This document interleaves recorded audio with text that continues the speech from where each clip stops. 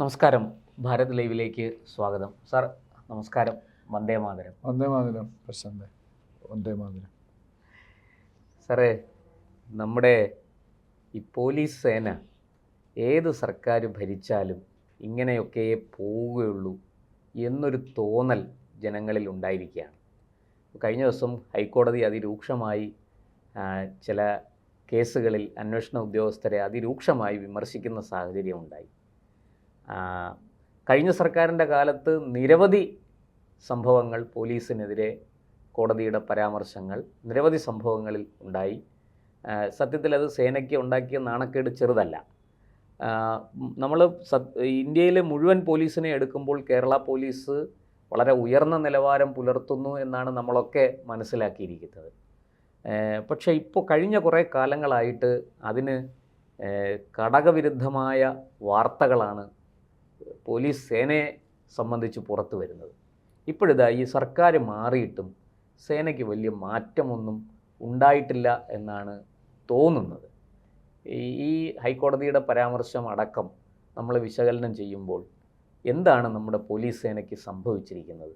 ഇത്ര ഒരു കോടതിയിൽ നിന്നൊക്കെ അതിരൂക്ഷമായ വിമർശനം ഏറ്റുവാങ്ങേണ്ടി വരുന്ന തരത്തിൽ നമ്മുടെ സേന അത്രയ്ക്ക് നിലവാരം താഴോട്ട് പോയോ? എന്താണ്? അങ്ങ് ഇതിൽ പ്രവർത്തിച്ചിരുന്ന ഒരാളാണ്, ഒരു നിർണായക പദവി വഹിച്ചിരുന്നയാളാണ്. എന്താണ് അങ്ങേക്ക് ഇതേക്കുറിച്ച് പറയാനുള്ളത്? പ്രശാന്ത്, നമ്മൾ ഈ സബ്ജക്റ്റ് മുമ്പും സംസാരിച്ചിട്ടുണ്ട്. നമ്മൾ ഈ ഭരണം UDF ഭരണം വന്ന ഒരാഴ്ചക്കകത്ത് നമ്മൾ പോലീസിൽ എന്തൊക്കെയാണ് ചെയ്യേണ്ടതെന്നൊക്കെ നമ്മൾ അഴിച്ചുപണി എങ്ങനെയായിരിക്കണം, നമ്മൾ ഡിബേറ്റ്, ആരൊക്കെ ഏതൊക്കെ പദവികളിൽ വന്നാൽ ശോഭിക്കും, സേനയുടെ വളരെ ഡീറ്റെയിൽഡ് ആയിട്ട് കർമ്മകുശലത എങ്ങനെ ഉണ്ടാകും എന്നൊക്കെ വിശദമായി സംസാരിച്ചതാണ്. അത് നല്ല റിയാക്ഷൻസും കിട്ടി. അതിനുശേഷം ഞാൻ ഈ പോലീസ് ഡിപ്പാർട്ട്മെന്റിനെ പറ്റി വരുന്ന കാര്യങ്ങളെല്ലാം സാഗൂതം ഞാൻ ശ്രദ്ധിച്ചുകൊണ്ടിരിക്കുകയാണ്. ഈ 37 വർഷം എന്ന് പറയുന്നത് പോലീസിനകത്ത് ഒരു ചെറിയ വർഷമല്ല. അതിനേക്കാളും കൂടുതൽ സർവീസുള്ള 5 or 6 പേരേ ഉള്ളൂ. ഒന്ന് ശ്രീവാസ്തവ സാറാണ്, 40 വർഷത്തിൽ കൂടുതൽ. എനിക്ക് തോന്നുന്നു അദ്ദേഹം 23 വയസ്സിലെന്തോ 22. അപ്പൊ അങ്ങനെ നോക്കുമ്പം നമ്മുടെ സേവന കാലയളവും എൻ്റെ സേവന കാലയളവും വലുതാണ്, ലോങ് ആണ്. അപ്പം അത്രയൊക്കെ മതി. ഇപ്പൊ രമേശ് ചെന്നിത്തല സാറ് അദ്ദേഹത്തിന് എന്ത് സംഭവിച്ചു എന്നാണ് എനിക്ക് മനസ്സിലാകാത്ത ഇപ്രാവശ്യത്തെ ഭരണത്തിൽ. കഴിഞ്ഞ പ്രാവശ്യം UDF വരുന്നപ്പോൾ അദ്ദേഹം ആഭ്യന്തരമന്ത്രിയായിരുന്നു. അദ്ദേഹമായിട്ട് എനിക്ക് വളരെ എനിക്ക് വളരെ അതിഭയങ്കരമായ അദ്ദേഹം കെ കരുണാകരനെ പോലെയോ വയലാർജി പോലെ അത്രയൊന്നും വന്നിട്ടില്ല. എന്നാലും പരാതികളില്ലാതെ. അത് കാര്യം എന്ന് പറഞ്ഞു കഴിഞ്ഞാൽ ഈ കെ കരുണാകരനും വയലാർജിക്കും ഒക്കെ ബാക്ക്ഗ്രൗണ്ട് ഉണ്ടായിരുന്നു. വയലാർജി എന്ന് പറഞ്ഞാൽ CRPC അമെൻഡിങ് കമ്മിറ്റി പാർലമെന്റിലെ member, so knowledgeable, highly knowledgeable.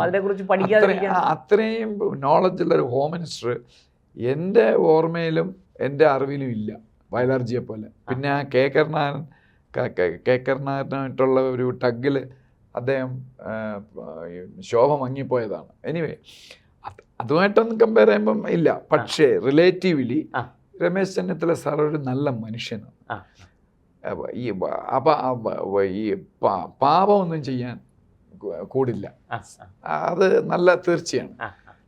ഇതൊന്നും ഇപ്പം ഈ വരുന്ന അലിഗേഷൻസ് ഒന്നും പാവമില്ലല്ലോ, അദ്ദേഹത്തിന്റെ പിടിപ്പുകേട് കൊണ്ട് സംഭവിക്കുന്നതാണ്. അദ്ദേഹം പേഴ്സണലായിട്ട് നമുക്ക് പറയാൻ കഴിയും അദ്ദേഹത്തിന്റെ പിടിപ്പുകേടാണ്, അദ്ദേഹത്തിന്റെ സംശയം. ഇപ്പൊ ഞാനാണ് ഹോം മിനിസ്റ്ററെങ്കിൽ ആദ്യത്തെ ഷംസുദ്ദീൻ സാറിന്റെ ആദ്യത്തെ സ്ട്രെച്ചർ വരുമ്പം തന്നെ എന്തെങ്കിലുമൊക്കെ ചെയ്യണ്ടേ. ഒന്നുമില്ലെങ്കിലും ഞാനൊരു 37 വർഷം ജോലി ചെയ്തല്ലേ. നമ്മളിങ്ങനെ ഒരെണ്ണം ഇത് ചെയ്യുമ്പോൾ ഇപ്പൊ എനിക്ക് വേണ്ടപ്പെട്ട പ്രശാന്തിനെ അവിടെ പോസ്റ്റ് ചെയ്യണമെന്നല്ലല്ലോ പറഞ്ഞത്. അത് ഇങ്ങനെ ചെയ്യണം, കാര്യപ്രാപ്തിയുള്ള, അത് എങ്ങനെ വരണം, ഇത് എങ്ങനെ നന്നാക്കണം എന്ന് നമ്മൾ പറഞ്ഞിരുന്നു. നമുക്കൊന്നുകൂടെ പറഞ്ഞു നോക്കാം, ഇല്ലെങ്കിൽ അങ്ങ് വിട്ടേക്കാം, നമുക്കെന്താ, നമുക്കൊന്നുമില്ല. കാരണം ഈ ചീത്തപ്പേര് ഇത് നല്ലതല്ല. അല്ല, ചീത്തപ്പേരെന്ന് പറയുന്നത് അത് മൊത്തം മൊറാലിറ്റിയെ ബാധിക്കുന്നുണ്ട്. ആഭ്യന്തരമന്ത്രിക്കാണ്. അതെ, ആഭ്യന്തരമന്ത്രിക്ക് തന്നെയാണ്. അതെ, ആഭ്യന്തരമന്ത്രി ഈ നമ്മൾ തുടക്കത്തിൽ ആദ്യത്തേതിലേ പറഞ്ഞു, ഭരണം വരെ പോവും. ഭരണം പോയിട്ടുമുണ്ട്. ഒരു കാരണമില്ലാതെ കെ കരുണാകരൻ സാറിന് ഭരണം പോയത്, അദ്ദേഹത്തിന് യാതൊരു പ്രോബ്ലം ഇല്ല. എന്നിട്ട് പോലും ഇതാ. പക്ഷെ ഇവിടെ അങ്ങനെയല്ല, പറയേണ്ടി വരും. ഇദ്ദേഹം എന്താണ് ചെയ്യുന്നത്, ഇദ്ദേഹത്തിന് എന്ത് പറ്റി ഇപ്രാവശ്യം വന്നു കഴിഞ്ഞപ്പം. CM-നെ പിടിക്കാൻ നോക്കൂല. CM-നെ IAS IPS-കാരുടെ മാത്രം കാര്യങ്ങൾ.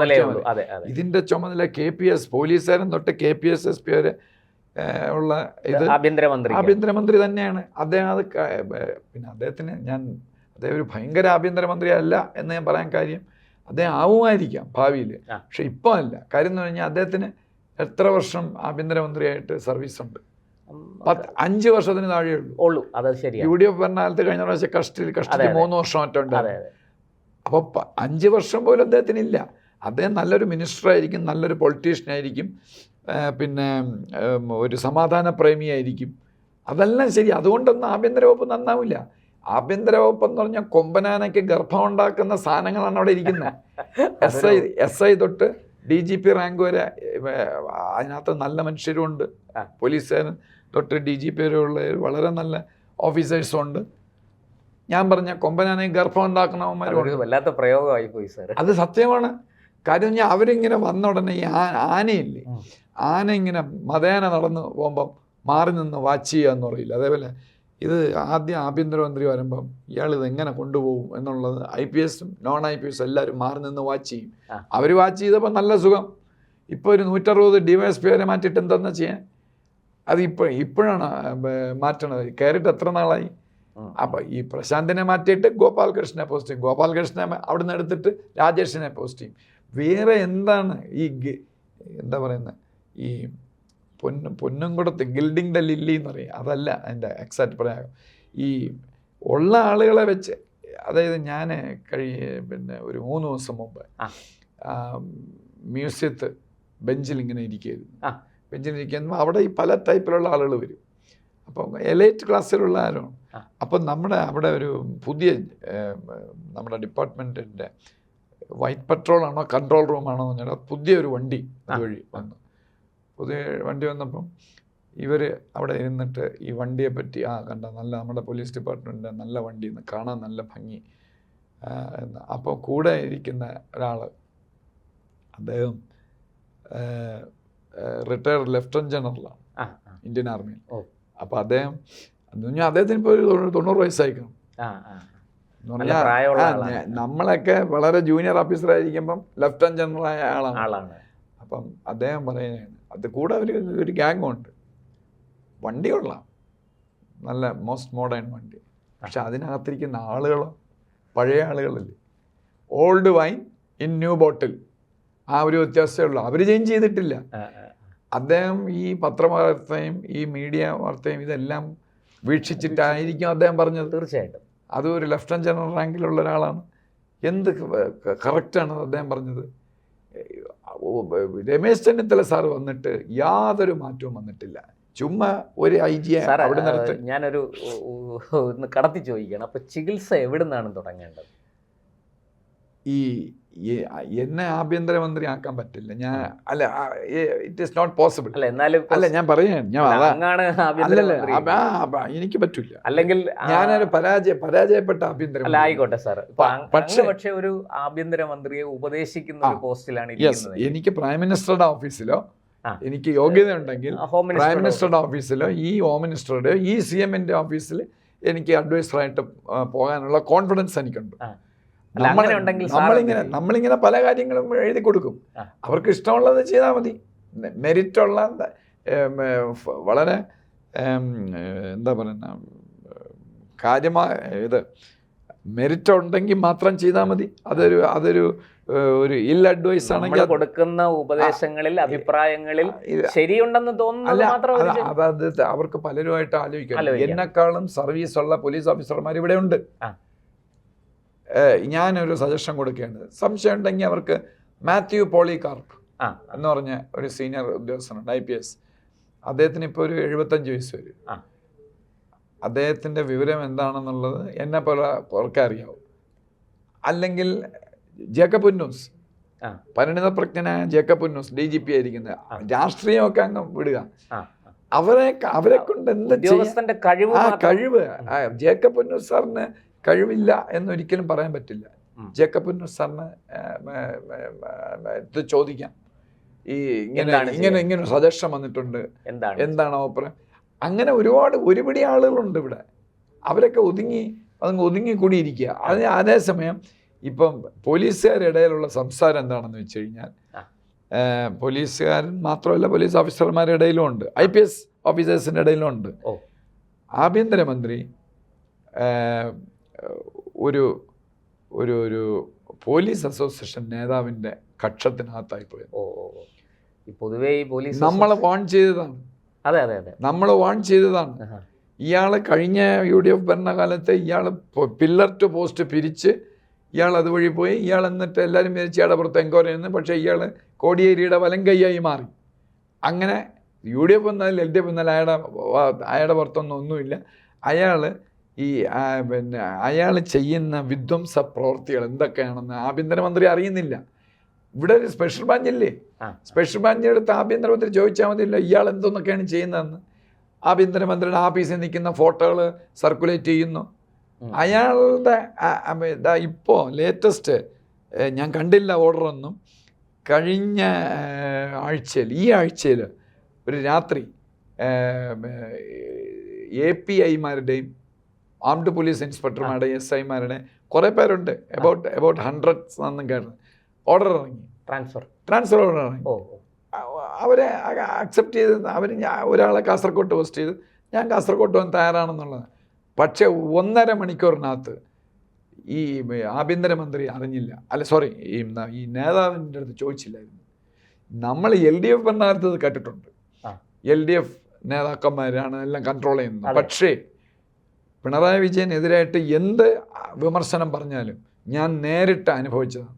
പിണറായി വിജയൻ ഈ യൂണിയൻകാരെ നിലയ്ക്ക് നിർത്തിയിരുന്നു. പാർട്ടി ഇടപെട്ട് വല്ല ട്രാൻസ്ഫർ ഇതൊക്കെ അവർ ചിലപ്പോൾ നടത്തി കാണും. പക്ഷേ യൂണിയൻകാരെ അവർ നിലയ്ക്ക് നിർത്തിയിരുന്നു. എന്ന് പറഞ്ഞാൽ യൂണിയൻകാരെ അദ്ദേഹത്തിന് ഇഷ്ടമല്ലായിരുന്നു. 2 ഭരണകാലത്തും അദ്ദേഹം അടുപ്പിച്ചില്ല. പക്ഷേ ഇപ്പോൾ നമ്മുടെ രമേശ് സാറ് വന്നപ്പം ഈ വ്യക്തി ഒരാളേ ഉള്ളൂ, വേറെ പല യൂണിയൻകാരും ഒക്കെ അവിടെ ഉണ്ട്. അയാൾക്ക് അതിഭയങ്കരമായ ശക്തി വന്നിരിക്കുകയാണ്. അപ്പോൾ ഇയാൾ സംശയം മാറിച്ചോ, അതല്ലേ പറഞ്ഞ ഈ 80-100 പേരുടെ ട്രാൻസ്ഫർ ഓർഡർ 1.5 മണിക്കൂർ കൊണ്ട് അത് മരവിപ്പിച്ചു. ഇയാൾ പോയി അവിടെ കിടന്ന് അട്ടഹസിച്ച് ബഹളം ഉണ്ടാക്കി.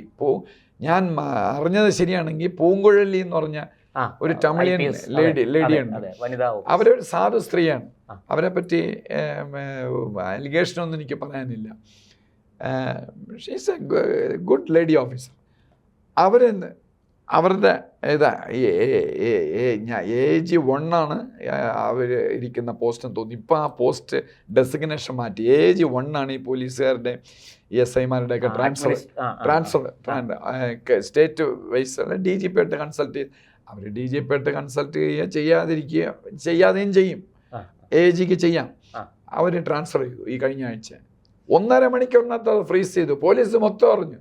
കളിച്ചാൽ ഇങ്ങനെ ഇരിക്കുന്നു, മനസ്സിലായി?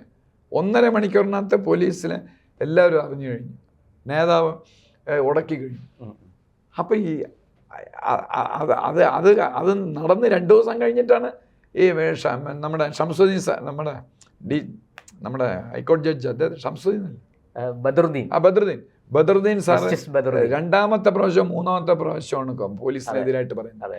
ഈ സംഭവം നടന്ന ശേഷം ഇത് പിന്നെ പോലീസ് അഡ്വൈസർ എന്നൊക്കെ പറഞ്ഞ് ചില ആളുകളൊക്കെ അവിടെ ഇവിടെയൊക്കെ ഉണ്ട്. അവരൊന്നും ശരിയല്ല. അവരുടെ കൂടെയൊക്കെ ഞാൻ ജോലി ചെയ്തിട്ടുണ്ട്. ഒട്ടും ശരിയല്ല.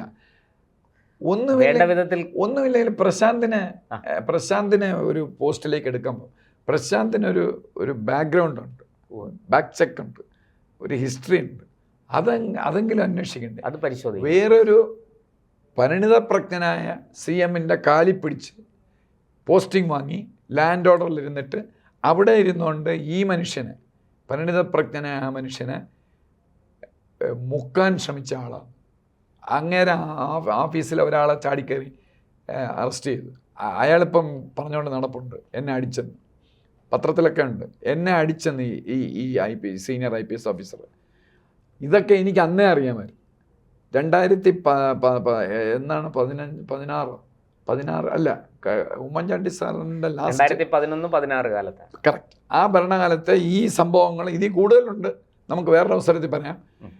അത് കഴിഞ്ഞ് മാത്യു എന്ന് പറഞ്ഞ ഉമ്മൻചാണ്ടി സാറിൻ്റെ ആഫീസിൽ അയാളെ അറസ്റ്റ് ചെയ്യാൻ പോയി.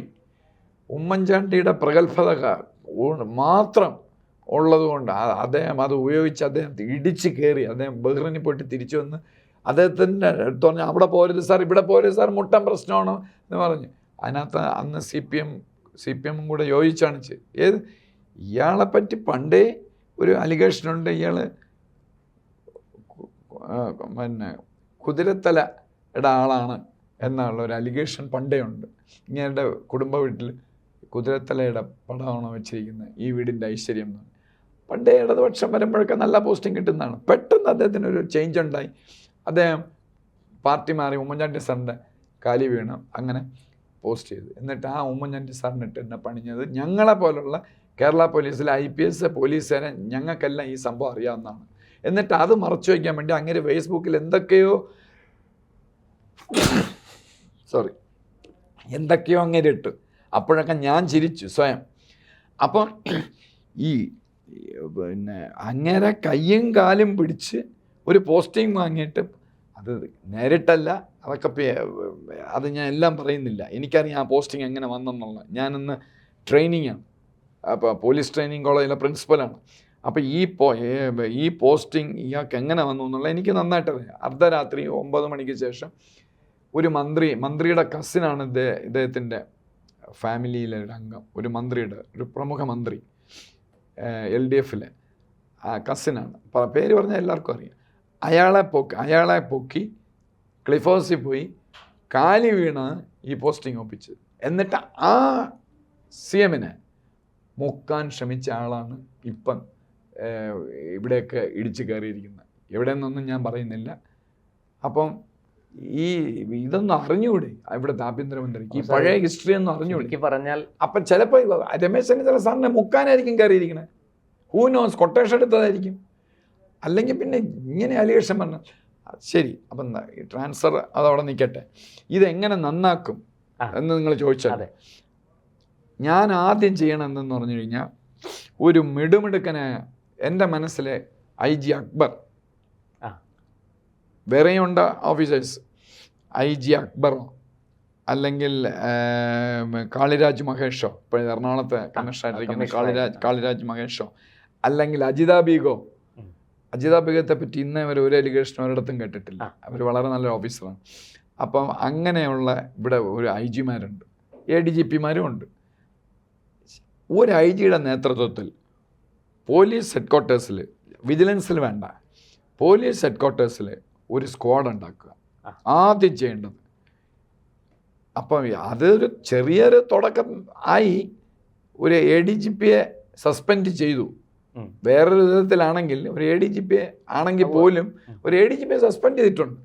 അത് അചന്തനീയമായി. എനിക്ക് ഓർമ്മയില്ല, എൻ്റെ ഓർമ്മ മധുസൂദനൻ സാർ IG, പിന്നെ അങ്ങനെ 1-2 ജയറാം പടിക്കൽ, ലക്ഷ്മണ, ഇങ്ങനെയൊക്കെ ഉള്ളവർ പണ്ട് സസ്പെൻഡ്, അത് രാഷ്ട്രീയമായിരുന്നു.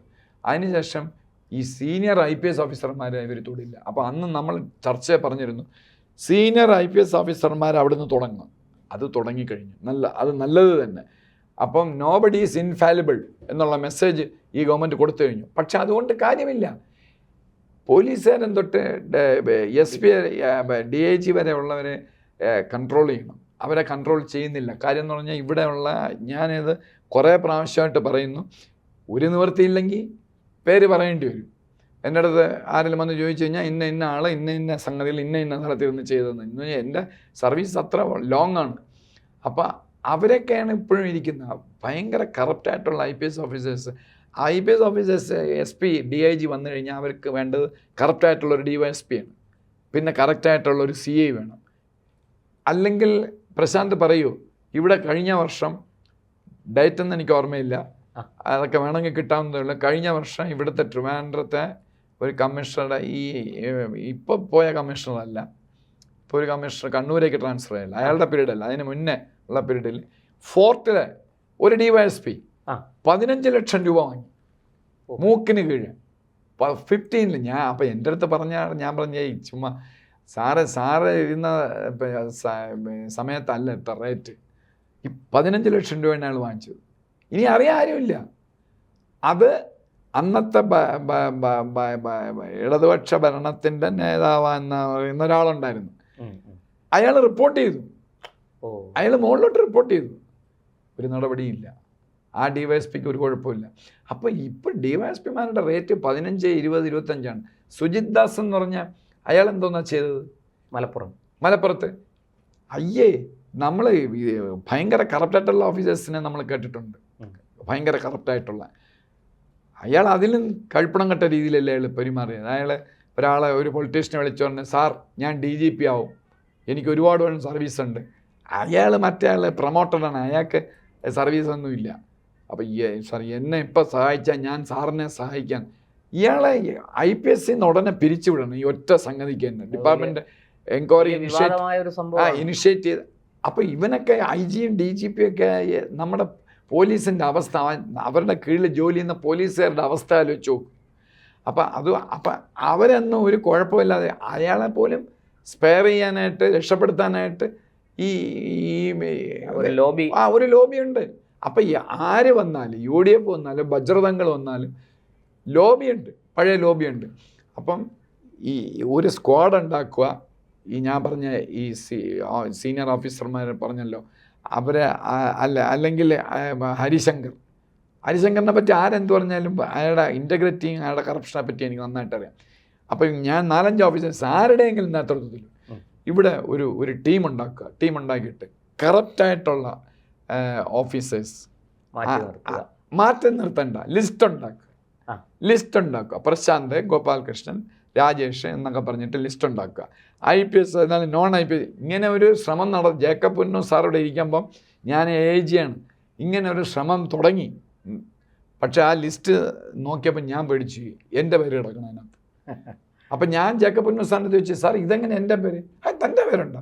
ഞാൻ പറഞ്ഞു എൻ്റെ പേരുണ്ട് സാർ, എൻ്റെ പുറത്ത് പ്രൈവറ്റ് കംപ്ലയിൻ്റ് ഉണ്ട്, ഞാൻ പ്രതിയാണെന്ന് എഴുതി വെച്ചിരിക്കുന്നു. അപ്പം ഞാൻ ഇതിനകത്ത് ക്രിമിനൽ, അതേസമയം ഇന്ന ഓഫീസർമാർ വെളിയിൽ കിടക്കുകയാണ്, അവരിതിനകത്തില്ല.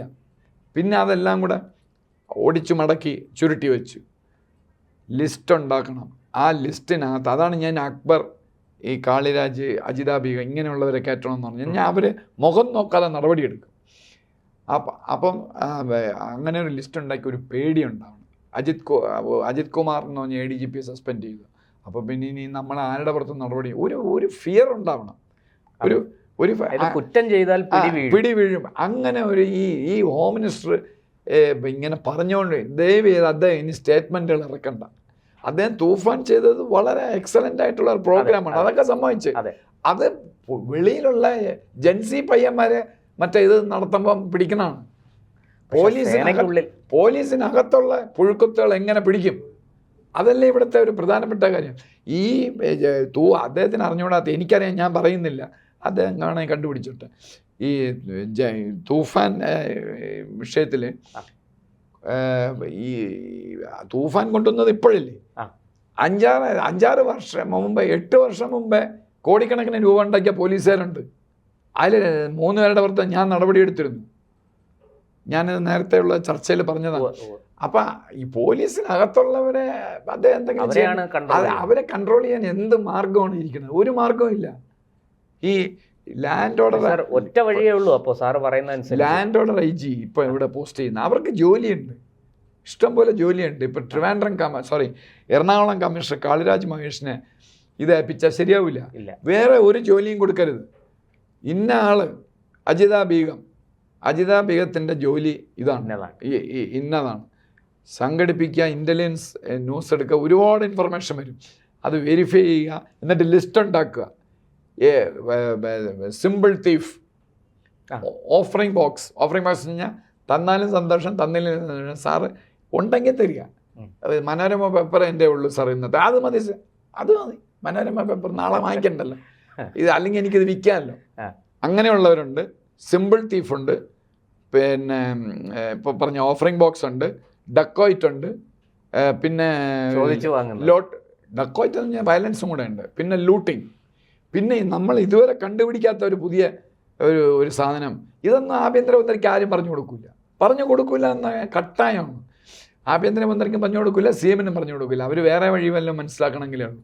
അതായത് ഒരു പുതിയ ഒരു അവസരം, എപ്പോഴും കറപ്ഷനെതിരായിട്ട് സംസാരിച്ചുകൊണ്ടിരിക്കും.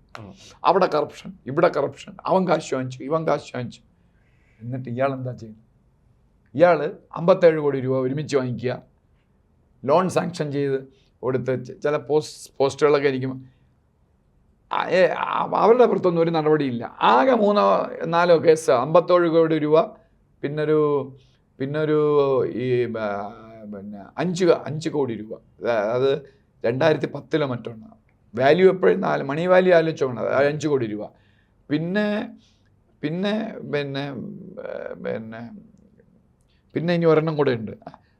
മതിയല്ല, ജീവിതം തന്നെയായല്ലോ. 57 കോടി 2010 അതിലൊരു 7 കോടി രൂപ കമ്മീഷൻ കിട്ടിയെന്നാണ് പറയപ്പെടുന്നത്.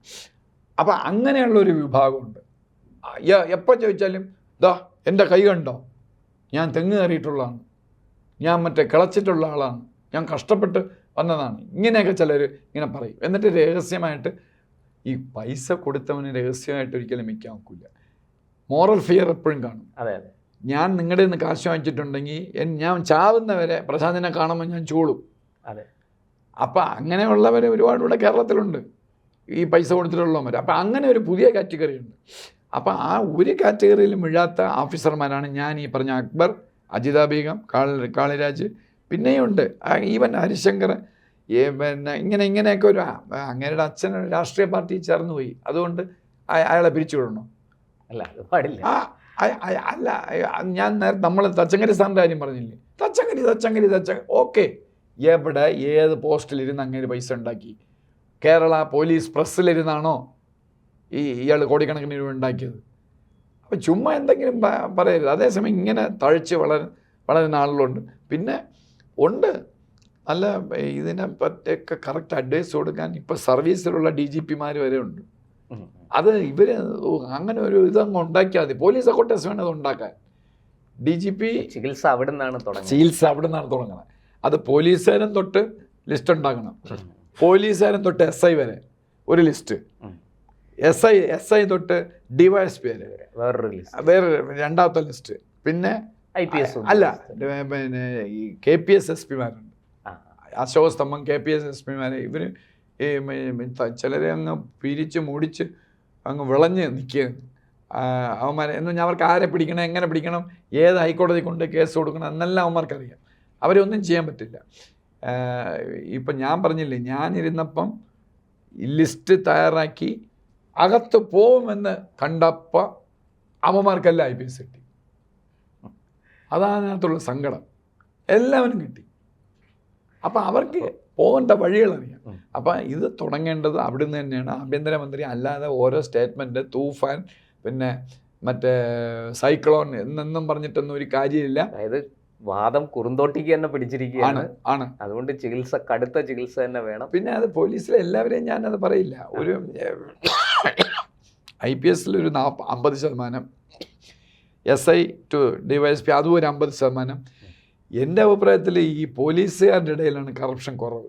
പോലീസുകാരൻ തൊട്ട് അവർ ചിലപ്പോൾ 11 മണിക്ക് വരുള്ളൂ, എന്നിട്ട് 3 മണിയാകുമ്പോൾ പിള്ളേരെ വിളിക്കാൻ പോകും, ജോലിയും കിട്ടില്ല. പക്ഷേ ഇങ്ങനത്തെ ഈ കറപ്ഷൻ മുഴുക്ക ഈ SI തൊട്ട് മുകളിലോട്ടുള്ളതാണ്. പിന്നെ ഇതൊക്കെ പിടിച്ചു വെച്ച് കൊടുക്കാനും ഒത്താശ ചെയ്ത് കൊടുക്കാനും പോലീസുകാർ വേണം. അങ്ങനെയുള്ളവരുണ്ട്, ഇല്ലയെന്നല്ല. പക്ഷേ ഒരു IPS SP വിചാരിക്കുകയാണ് എനിക്ക് പൈസ വേണ്ട. ആരുടെ DYSP തന്നെ പറ്റി ഇങ്ങനെ ഒരു അലിഗേഷൻ ഉണ്ടല്ലോ, ഞാൻ റിപ്പോർട്ട് എഴുതാൻ പോവുകയാണ് തൻ്റെ പുറത്ത്, തന്നെ മറ്റേ പോലീസ് അക്കോട്ടേഴ്സിൽ അവർക്ക് ഞാൻ റിപ്പോർട്ട് ചെയ്യാൻ പോവുകയാണ്, താൻ കാശ് വാങ്ങിച്ച്. ഇവിടെ വാങ്ങിക്കുമോ? ഒരു SP-യും DIG-യും വിചാരിച്ചു കഴിഞ്ഞാൽ താഴോട്ട് ആരും കാശ് വാങ്ങിക്കില്ല. ഇത് അങ്ങനെയല്ല. ഏറ്റവും വലിയ IPS-കാരുടെ കറപ്ഷൻ മുകൾ തട്ട് ഈ IPS-കാരുടെ ഒരു വലിയൊരു സങ്കടകരമായ ഒരു ട്രെൻഡ് എന്ന് പറയുന്നത്, ഞാൻ ഒരു DIG-യുടെ കാര്യം പറഞ്ഞില്ല ഇവിടെ കമ്മീഷണറായിട്ടിരുന്നത്, അയാളെപ്പോലുള്ളവരാണ് അയാൾ പൈസയൊന്നും വാങ്ങിക്കില്ല. ഞാൻ എവിടെ പറഞ്ഞു എഴുതി തരാം, ഒരു പൈസയും വാങ്ങിക്കില്ല. പക്ഷെ അയാൾ അതിനേക്കാളും വലിയ വൃത്തികെട്ട കാര്യങ്ങളാണ് ചെയ്യുന്നത്. കാരണം ഞാൻ അയാളുടെ കീഴിലുള്ള ഡിവൈഎസ്പിമാരും സി എമാരും കാശ് വാങ്ങിച്ചാൽ അയാൾ ഒരു നടപടി എടുക്കില്ല, മിണ്ടാതിരിക്കും. സുപ്രീം കോടതി, സാക്ഷാൽ സുപ്രീം കോടതി ഒരു വടിയായിട്ട് ഇവിടെ ട്രിവാൻഡ്രത്ത് വന്നാൽ പോലും ഈ ഓഫീസർമാർക്കറിയാം അത് എങ്ങനെ ഗെറ്റ് ഓവർ ചെയ്യണോ. അത് അവിടെ പിന്നെ പെറ്റീഷൻ കൊടുത്ത് ഇപ്പുറത്ത് പെറ്റീഷൻ കൊടുത്ത് അവർക്ക് പിന്നെ അങ്ങ് താന്നു പോകും. അല്ല സാർ, ഇപ്പോൾ അങ്ങ് പറഞ്ഞതുപോലെ ചികിത്സ ഈ പറഞ്ഞ രീതിയിൽ ആഭ്യന്തര മന്ത്രി ഇടപെട്ട് ആഭ്യന്തര വകുപ്പ് ഈ താഴെത്തട്ടിൽ, ഞാൻ പറയുന്നത് സാധാ പോലീസുകാരല്ല, IPS ഉൾപ്പെടെയുള്ളവരുടെ കട്ടിംഗ് ലെവൽ ഓഫീസേഴ്സിൻ്റെ അടുത്ത് വളരെ കൃത്യമായിട്ട് ഇത് നടപ്പാക്കി പരിപൂർണമായ ഒരു അഴിച്ചുപണി ചെയ്യാതെ കേരള പോലീസ് നന്നാവില്ല. ഇനിയും മാത്രമല്ല, ഒരു ദിവസം രാവിലെ ആഭ്യന്തരമന്ത്രിയുടെ പണി അങ്ങ് പോകും എന്ന് പറഞ്ഞാൽ എന്ത് വിഷയമാണ് വരണമെന്നൊന്നും, ഇവരെന്തൊക്കെ പുകിലുണ്ടാക്കുമെന്നൊന്നും പറയാൻ ഒക്കില്ല. അപ്പൊ ആഭ്യന്തരമന്ത്രിയെ പേടിയില്ല, അതാണ് ഇതിനകത്തുള്ള മെയിൻ സംഗതി. ആഭ്യന്തരമന്ത്രിയെ പേടിയില്ല. പക്ഷേ എനിക്ക് ഇപ്പോഴത്തെ CM എനിക്ക് പരിചയമൊന്നുമില്ല, നേരിട്ട് കണ്ടിട്ടുപോലും ഇല്ല. അദ്ദേഹത്തെ പിന്നെയും പേടിയുണ്ട്. പക്ഷെ അദ്ദേഹത്തിന്റെ കയ്യിലില്ല, ഇദ്ദേഹത്തിന്റെ കയ്യിലാണല്ലോ കൈ. ഈ IPS മാത്രമേ മറ്റേ കയ്യിലുള്ളൂ. അപ്പൊ ഈ CM എങ്ങനെ റിയാക്ട് ചെയ്യും എന്നൊരു ഭയം ഇവർക്ക് ഉണ്ട്. പക്ഷേ ഹോം മിനിസ്റ്റർ നമ്മുടെ സ്വന്തം ആളാണ്, അദ്ദേഹം നല്ല മനുഷ്യനാണ്. അതാണ് അങ്ങനെ പോലീസുകാരുടെ സർട്ടിഫിക്കറ്റ് അദ്ദേഹം വാങ്ങിക്കാൻ നടക്കല്ലേ. അത് അങ്ങനെ വാങ്ങിക്കാൻ നടന്നാൽ അദ്ദേഹം വെട്ടിലാവും. അദ്ദേഹം ഇപ്പം ഇവരെ കൊണ്ട് ഇതെല്ലാം നല്ല അഭിപ്രായം പറയിപ്പിക്കാൻ നടക്കുകയാണ്. അത് അദ്ദേഹത്തിനെ വെട്ടിലാക്കും. അദ്ദേഹത്തിനോട് സ്നേഹമുള്ളത് കൊണ്ടാണ് ഞാനിങ്ങനെ പറയുന്നത്. തീർച്ചയായിട്ടും നമുക്ക് അദ്ദേഹത്തിൻ്റെ ശ്രദ്ധയിൽപ്പെടുത്താം. വാർത്തകൾ വരട്ടെ, ചർച്ചയാകട്ടെ. നമുക്കാവശ്യം സേന മികവുറ്റ രീതിയിൽ പ്രവർത്തിക്കുക, ജനങ്ങൾക്ക് സുരക്ഷയും സമാധാനവും ഒരുക്കുക, നാടിൻ്റെ സ്വൈരജീവിതം ഉറപ്പുവരുത്തുക. അതിന് കേരള പോലീസിന് കഴിയുമാറാകട്ടെ. അതിന് വേണ്ടുന്ന തരത്തിൽ അതിൻ്റെ ഭരണ സംവിധാനത്തെ ഉടച്ചു വാർക്കാൻ ആഭ്യന്തരമന്ത്രിയും മുഖ്യമന്ത്രിയും സർക്കാരും ഒക്കെ തയ്യാറാകണം എന്ന ഒരു പ്രാർത്ഥനയും അഭ്യർത്ഥനയും മാത്രമേ നമുക്കുള്ളൂ. നന്ദി, നമസ്കാരം. വന്ദേ മാതരം. വന്ദേ മാതരം.